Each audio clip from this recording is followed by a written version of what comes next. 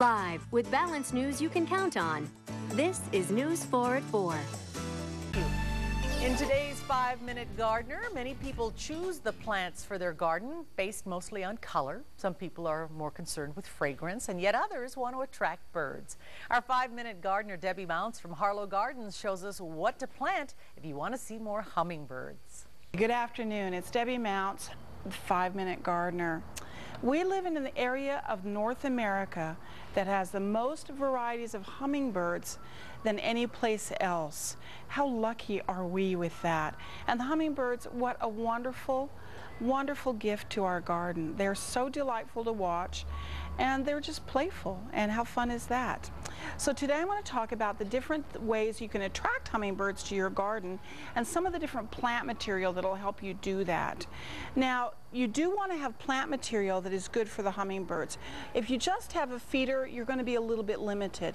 The best thing to do is have both plant material and a feeder available for the birds in order to attract them.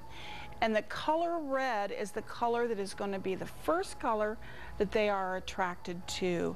You can even accomplish that color, attracting them, with even ribbon or fabric or something like that. It doesn't have to be the plants. But once you attract them, you need to have something to feed them.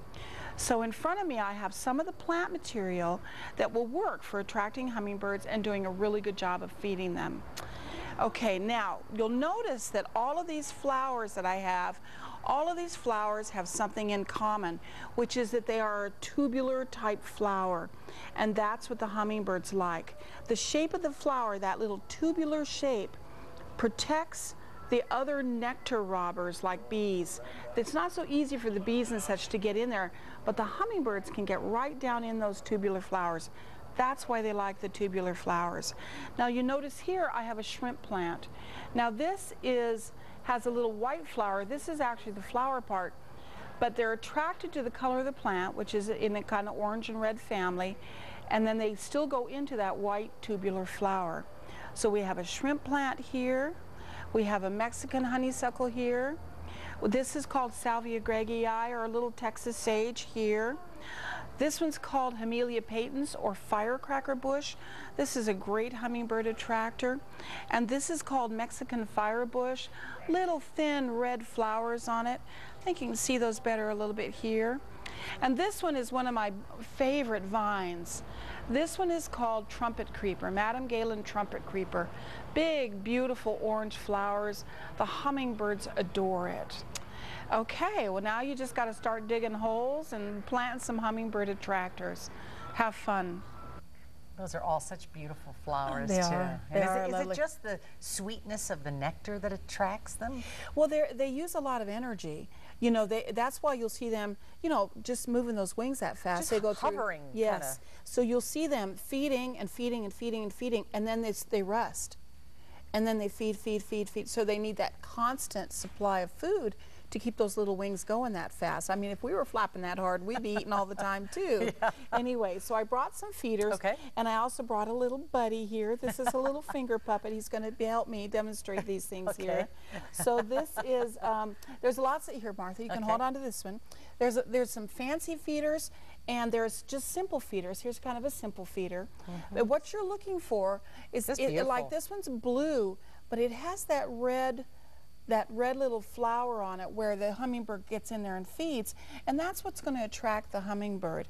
Like on this guy too, this little blue one has again red here, but like I said in the piece, you can always hang red ribbon or put red fabric, squares in the trees near the feeders to attract more, because it's the color that's attracting them. So if you get them within range, then they're going to feed at the feeders. Okay. The other thing I brought to show you today, besides my little friend, is a book. This is written by, there's a local woman who's a bird, well, I'm sure there's many that are experts, but this one is Lynn Kaufman, and she has been at the Botanical Gardens for many years. She's not there anymore, but she actually wrote this book that gives you everything you need to know in here about what the birds need, it identifies all the varieties for you. It talks about the plants that'll attract them. It's just a wonderful little book, inexpensive book to buy. So this is one that I would recommend. Yesterday, a viewer sent in a picture that they took about 7 or 8 hummingbirds at a feeder, and you say that's pretty unusual. That's unusual because hummingbirds are very territorial. We have a pair of nesting Cooper hawks in the nursery, and I'll never forget the day I saw the hummingbird chasing the hawk. Just giving this hawk what for? The hawk's like, oh, please. You know, the hawk's like 10 times. He sounds like a chihuahua, exactly. chasing a big chow or something. It's amazing. All right, amazing. Debbie, thank you so much. You're welcome. Love hummingbirds. They're yeah, awesome. they're great. All righty.